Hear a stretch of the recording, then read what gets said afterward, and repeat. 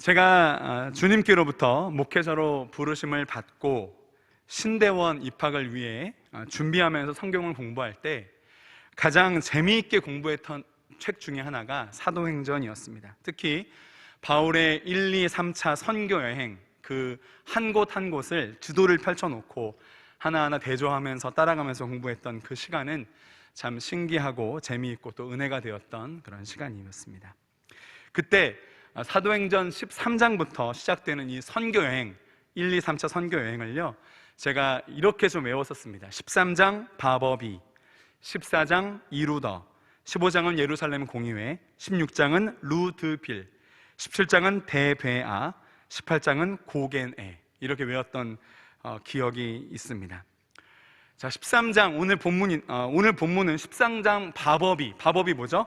바보, 버가, 비스디아, 안디옥. 이어서 14장 이루더 뭔지 아시겠죠? 이고니온, 루스트라, 더베. 이 중에서 루스트라에서 더베로 이동하는 길, 그리고 더베에서 다시 1차 선교 여행지를 역으로 순회하면서 하다가 이제 파송교회인 안디옥 교회로 복귀하는 이야기가 오늘 본문의 말씀입니다. 오늘 본문에서 이 저자인 누가는 이 선교여행 파송교회였던 안디옥 교회를 이렇게 표현하고 있습니다. 한번 볼 텐데요. 26절입니다. 우리 26절 한번 같이 읽어볼까요? 자, 시작.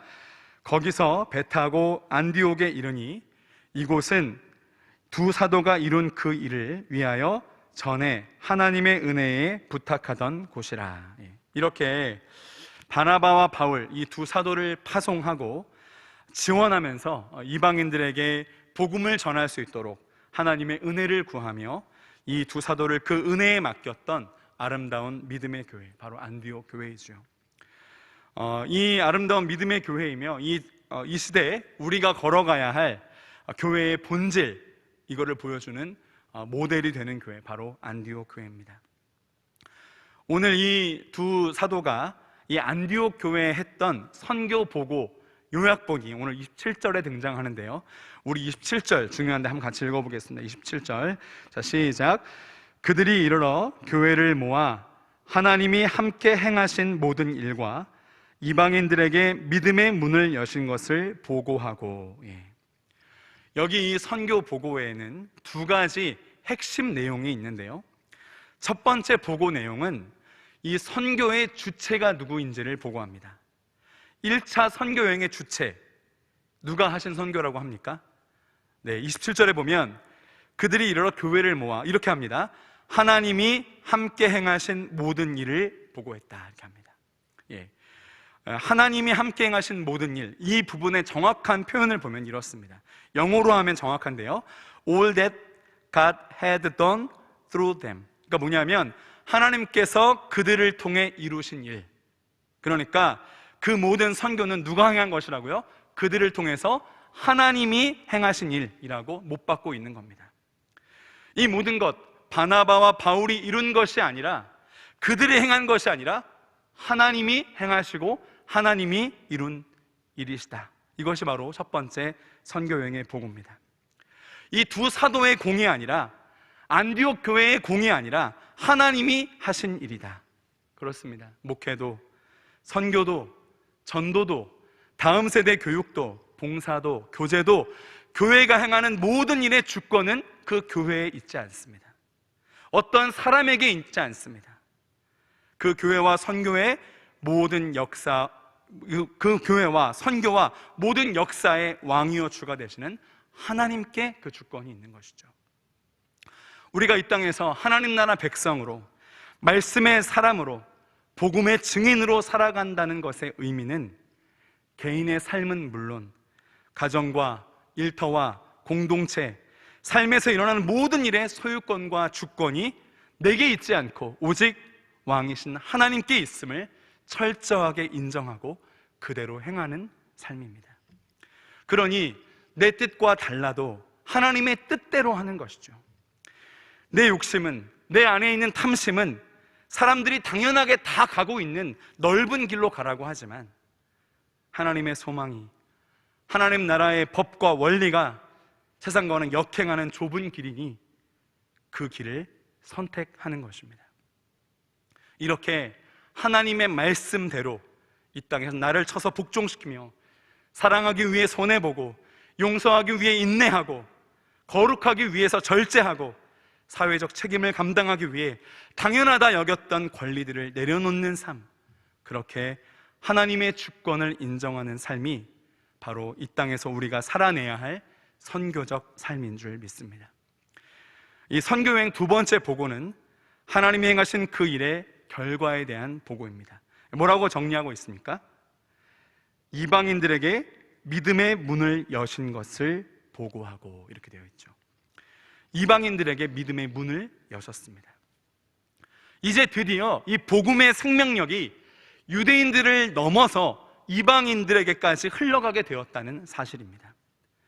그 이방인들도 복음을 믿으면 영원한 생명을 얻고 하나님 자녀의 권세를 얻게 되고 이제는 성령 하나님의 통치를 받아 성령의 은혜와 능력으로 살아가게 됩니다. 복음의 그 능력, 그 회복력과 생명력이 하나님의 은혜와는, 하나님의 사랑과는 전혀 아무 상관도 없었던 그들 이방인들도 구원하며 영생을 주시기 시작했다라는 사실입니다. 그렇습니다. 복음에는 이러한 능력이 있습니다.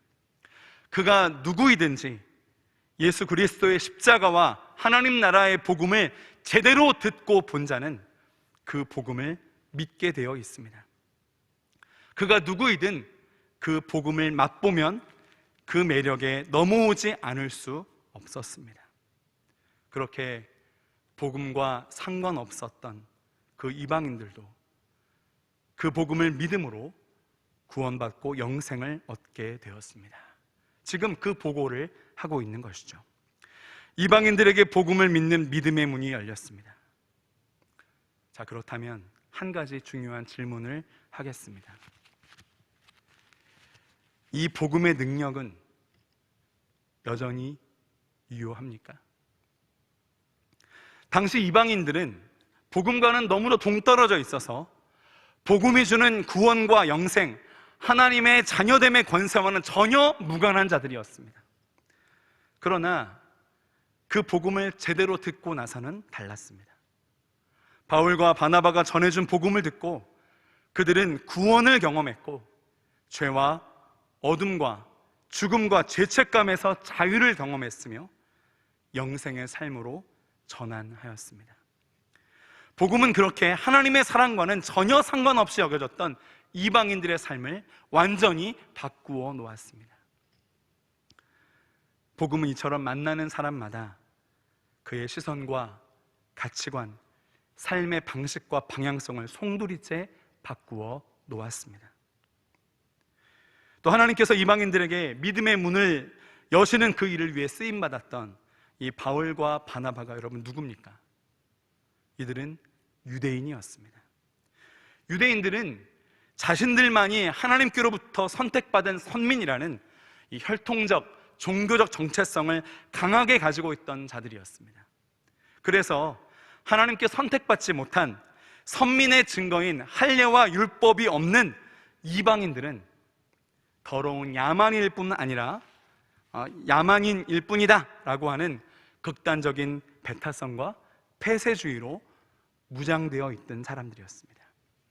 그런데 이렇게 유대인 중에 유대인이었던 바울을 이방인에게 하나님의 사랑과 구원을 전하고 제자로 삼기 위해 생명조차 귀한 것으로 여기지 않는 사명자로 바꾸었습니다. 여러분, 무엇이 이렇게 하였습니까? 예수 그리스도의 복음입니다. 복음 안에는 구원과 회복과 자유와 영생의 능력이 있습니다. 네, 그렇습니다. 복음은 모든 믿는 자에게 구원을 주시는 하나님의 능력입니다. 아까 전에 했던 질문을 다시 하겠습니다. 누구든지 믿기만 하면, 믿음의 문이 그 안에서 열리기만 하면 그가 누구이든 그를 구원하고 살려내는 그 복음은 지금 교회를 향한 시선이 그 어느 때보다도 싸늘하고 교회가 물을 것도 따질 것도 없이 사람들의 집단 분노의 표출 대상이 되어버린 지금도 이 복음의 능력은 유효합니까? 코로나 시대를 맞이하면서 그동안 이웃을 사랑하지 않고 사회와 격리된 채 자기들만의 천국을 만들어 갔던 교회의 민낯, 선교회의 실상이 만천하에 드러나면서 기독교를 향한 신뢰가 바닥을 치고 있습니다. 교회가 혐오의 대상이 되면 물론 교회 안에 있던 사람들까지도 교회를 떠나고 있습니다. 그렇기에 이제 전도는 힘들지 않겠냐, 이제 복음을 전하는 것은 불가능하지 않겠느냐는 목소리가 여기저기서 들리고 있습니다. 여러분, 정말로 그렇습니까? 더 이상 복음은 전할 수 없는 것입니까? 복음의 능력이 사라졌습니까? 한번 답을 해보십시오. 그렇지 않습니다. 만약 사람들이 말하는 것처럼 복음의 능력과 권세와 매력이 사라져버린 것이라면, 이제 복음의 능력이 더 이상 작동하지 않는다고 하면, 여기 수요기도회 이 영상 앞에 앉아있는 우리는, 말씀을 전하는 사람이나 말씀을 듣는 자나 다 거짓말장애들이죠. 우리들에게 하나님께서 오늘 본문을 통해서 말씀하고 계십니다. 참으로 복음을 만난 믿음의 사람은 어떻게 그 복음을 살아내며 전하고 있습니까? 먼저 아직 하나님의 본심, 그 구약에서 계속 말씀하고 있는 그 하나님 말씀의 본질, 그 예수 그리스도의 복음에 눈이 열리지 못해서 여전히 선민의식의 배타성과 폐쇄주의에 갇혀있는 유대인들의 삶의 모습을 보십시오. 19절에 보니까요, 우리 19절 같이 한번 읽어보겠습니다. 자, 19절 시작. 유대인들이 안디옥과 이고니온에서 와서 무리를 충동하니 그들이 돌로 바울을 쳐서 죽은 줄로 알고 시외로 끌어내치니라. 그 유대인들의 마음이 이런 거예요. 이방인들도 하나님의 구원을 받을 수 있다고? 그 야만인들이 하나님 백성이 될 수 있다고? 선민은 오직 나뿐인데, 선민은 오직 우리뿐인데 하면서 비스디아 안디옥에서 복음 전하는 바울을 대적하고 믿어 영생을 얻는 무리들을 시기했던 그 유대인들, 이고니온에서도 그 배타성과 시기심으로 바울과 바나바를 돌로 치려고 달려들었던 그 유대인들이 지금 여기 루스드라까지 쫓아와서 결국 무리를 충동하여 바울을 돌로 쳐 죽인 것입니다. 복음의 눈을 뜨지 못한, 아직 믿음의 문이 닫혀 있는 사람들이 얼마나 무서운지요. 한번 보겠습니다. 여러분, 복음을 전하는 사람, 그 바울 한 명 죽이겠다고 여기 루스드라까지 쫓아온 것도 무섭고요, 돌로 쳐 죽이려 할 때 여러분, 몇 명이 도대체 돌 몇 개를 얼마나 오래 던져야 죽는 겁니까? 여기 비록 짧은 한 절로 기록되어 있지만 이게 얼마나 무시무시한 일입니까? 바울은 돌에 맞고 나서 온 몸 곳곳이 아프지 않은 데가 없었겠죠. 온 몸이 멍과 상처와 피투성이었겠죠. 피범벅이었을 겁니다. 그렇게 그들은 돌로 쳤습니다. 그리고는 이 로마 시민인 바울을 돌로 쳐 죽인 것이 발각되면 자기들이 혹시 불이익을 받을까봐 그 죽은 사람을 시외로 끌어내어 버립니다. 여러분이 얼마나 무서운 자기 중심성이며 폭력성입니까? 복음의 눈을 뜨지 못하여 믿음의 문이 닫혀 있으면 이렇게 무시무시한 존재가 되는 겁니다. 여러분, 또 이 무리들을 보십시오. 그 무리를 충동했더니 그 무리들이 어떻게 했습니까? 돌로 쳐 죽이는 거예요. 이들이 누구였습니까? 바로 그 앞절 앞에서 바나바를 제우스 신으로, 바울을 헤르메스 신으로 모셔 섬기려고 했던 자들이 아닙니까? 자기 생각, 자기 감정, 분위기에 따라 이렇게 무섭게 돌변하는 존재가 바로 무리들입니다.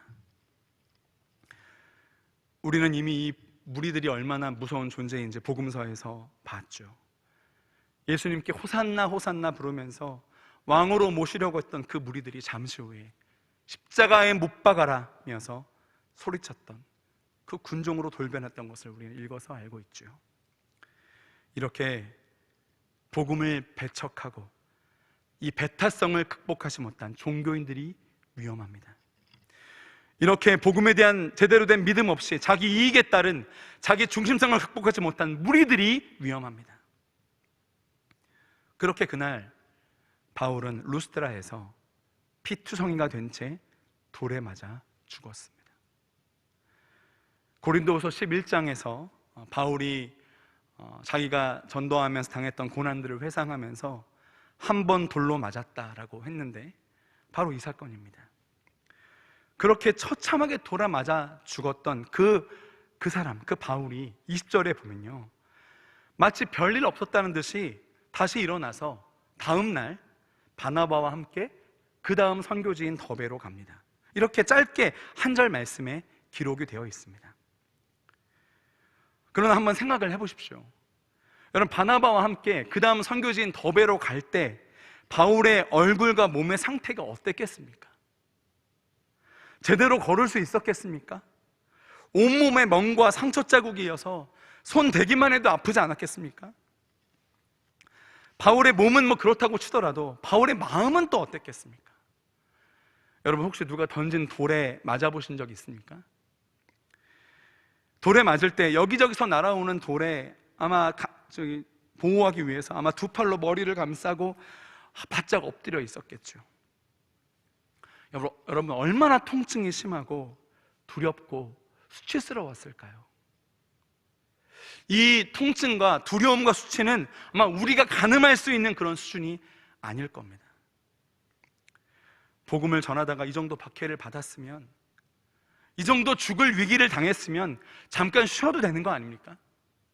몸을 좀 추스려도 되는 거 아닙니까? 아니, 그냥 포기해도 아무도 뭐라고 하지 않을 수 있는 거 아닙니까? 그런데 바울은 멈추지 않습니다.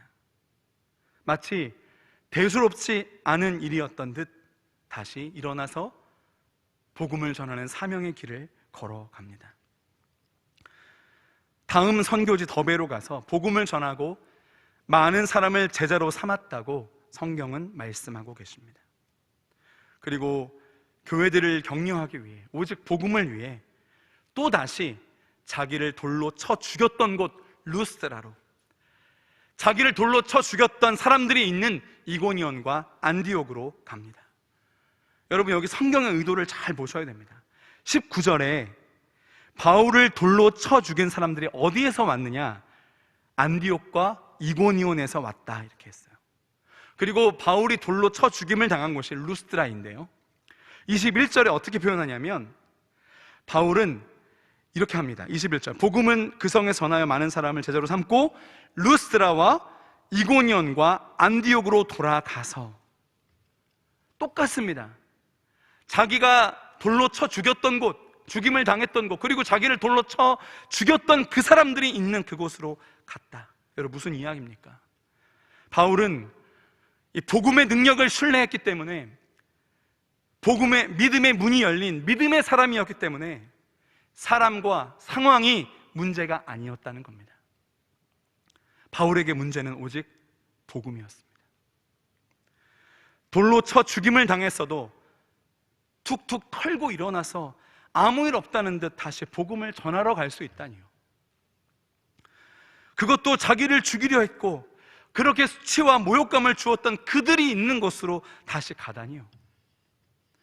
도대체 바울 안에 무엇이 있기에 바울이 믿고 있는 것 도대체 얼마나 엄청난 것이기에 이렇게 그것을 살아낼 수 있었는가? 자, 그때 바울 안에 있던 그것, 바울이 믿고 있던 그것, 바울을 사로잡고 있던 그것 무엇입니까? 네, 바로 예수 그리스도의 십자가와 부활, 승리와 소망, 하나님 나라의 복음입니다. 20절에 보면 바울이 돌에 맞아 죽었다가 일어날 때 그 옆에는 바울이 전한 그 복음을 듣고 믿고 받아들인 제자들이 둘러서 있었다 그랬습니다. 여러분, 이거는 상상할 수 있는 일인데요, 그 제자들 가운데 누가 있었습니까? 바로 바울의 영적 아들, 루스드라 출신으로 후에 에베소 교회 목회자가 된 디모데입니다. 디모데는 그 피투성이가 되었어도, 거반 죽은 사람이 되었어도, 그 수치와 모욕을 당했어도, 그 온몸에 통증이 있었어도 다시 일어나 복음을 전하러 가는 바울을 보면서 아, 저건 진짜다. 바울 안에 있는 그 복음은 진짜다. 바울을 사로잡고 있는 그 복음은 진짜 능력이다 하면서 바울과 함께 복음의 그 삶을 헌신하게 된 것이 아닙니까? 사랑하는 광주제일교회 공동체 믿음의 식구 여러분, 복음은 능력입니다. 지금도 참된 믿음은 이 능력을 드러냅니다. 기독교에 대한 사회 이미지가 아무리 안 좋다고 해도, 교회에 대한 신뢰가 무너져 있다고 해도, 마치 오늘 복음처럼, 오늘 이 말씀처럼 바울이 그랬던 것처럼 교회가 돌에 맞아 죽은 것 같이 되었다고 해도 우리를 살려낸 그 복음은 능력입니다. 우리의 믿음이 참이라면 우리도 다시 툭툭 털고 일어나서 사명을 감당할 수 있습니다. 복음의 생명력이 사라진 것이 아닙니다. 복음의 능력이 작동하지 않는 것이 아닙니다. 예수 그리스도 십자가 보혈의 은혜는 지금도 죄인들을 용서하고 살려냅니다. 어둠의 세상 가치관에서 다시 그 사람을 이끌어낼 수 있습니다. 예수 그리스도의 부활의 능력은 지금도 우리 모두의 소망입니다. 이 땅에 돈과 경쟁과 음란한 그런 문화와 미움과 교만의 통치와 억압에서 우리를 자유케 하고, 빛이요 사랑이요 생명이신 하나님의 통치를 받게 하는 하나님 나라의 복음은 지금도 유효한 영생의 능력입니다. 문제는 우리의 믿음이 변질되었기 때문입니다. 복음을 그저 개인적인 차원의 영역으로만 가두었던, 구원을 그저 죽어서 선당 가는 것으로만 제한했던, 기도를 그저 내 소원을 이루는 도구로만 왜곡했던, 선교를 그저 외국어를 배우는 수단으로 전락시켰던 그 변질된 믿음이 이 시대의 교회를 이렇게 만들어버린 것 아닙니까? 여러분, 오늘 우리의 믿음은 어떠합니까? 아직도 모든 믿는 자에게 영생을 주시는 복음의 능력을 신뢰하고 있습니까? 하나님 나라 복음에 압도되어 그 복음에 사로잡혀 사는 삶으로 증명하며 드러내고 있습니까? 바쁜 일상 가운데 그럼에도 불구하고 생명인 하나님 말씀을 붙잡고 살기 위한 열심들이 있습니까? 자녀를 양육할 때 가정에서 이 땅의 학벌주의, 경쟁주의의 원리가 아니라 하나님을 경외하는 지혜의 원리로 키우려는 시도가 우리 안에 있습니까? 직장에서, 일터에서, 내가 속한 그곳에서 이 땅의 경제적인 원리가 아니라, 이 땅의 헛된 문화의 원리가 아니라 하나님 말씀의 원리대로 살아가려고 하는 시도가 있습니까? 이렇게 하나님 나라 복음의 원리대로 살아가려고 하면 이 땅의 원리와 정면으로 충돌하게 되어 있습니다. 참으로 믿는다면 사랑하기 위해 이를 악물고 인내해야 하고요, 손해를 감당해야 되고요, 용서하는 그 과정 속에 자존심이 상할 수도 있습니다. 참으로 믿는다면 이제까지 누려오던 편리를 끊어야 되고요, 이제까지 내 것이라 여겼던 경제적 풍요를 누리지 못하게 될 수도 있고요, 이제까지 배워서 알고 있던 그 성공, 그것을 포기해야 할 수도 있습니다. 참으로 믿는다면 결국 세상에서 실패할 수도 있고요, 바보 취급을 받을 수도 있습니다. 뭐 그렇게까지 해, 언제까지 하는지 두고 보자, 이러한 핍박을 당할 수도 있습니다. 여러분, 바울이 돌로 쳐 죽임을 당한 후에 털고 일어나서 그 가기 싫었던 곳 루스드라와 이고니온과 안디옥에 돌아가서 그 만난 제자들에게 뭐라고 말합니까? 우리 22절 한번 같이 읽어보겠습니다. 22절입니다. 시작. 제자들의 마음을 굳게 하여 이 믿음에 머물러 있으라 권하고, 또 우리가 하나님의 나라에 들어가려면 많은 환난을 겪어야 할 것이라 하고, 복음을 참으로 믿고 하나님 나라에 들어가려면 이 땅에서도 만족과 성공을 얻을 수 있을 거야 라고 하지 않았습니다. 하나님 나라에 들어가려면 많은 환난을 겪어야 할 것이라. 이제까지 우리 교회가 이 환난과 부딪힘을 피하기 위해서, 그거를 면해보기 위해서 우리의 믿음을 변질시키고 이 땅의 가치관과 타협했었기 때문에, 세상과 별다를 바 없는 모습으로 살아왔기 때문에 교회가 빛과 소금의 사명을 감당하지 못해 세상으로부터 질타를 당하고 그렇게 하나님 나라의 역사가 제한되고 있었던 것은 아닙니까? 바울은 그 복음을 살아내는 참된 믿음의 삶 앞에 서 있던 제자들의 마음을 굳게 하고 그 복음의 능력을 드러내는 삶을 살게 하기 위해서 이렇게 권면합니다. 이 믿음에 머물러 있으라. 여기서 이 믿음이란 바울이 살아내었기에, 바울이 그 제자들에게 보여주었던 그 믿음을 의미합니다.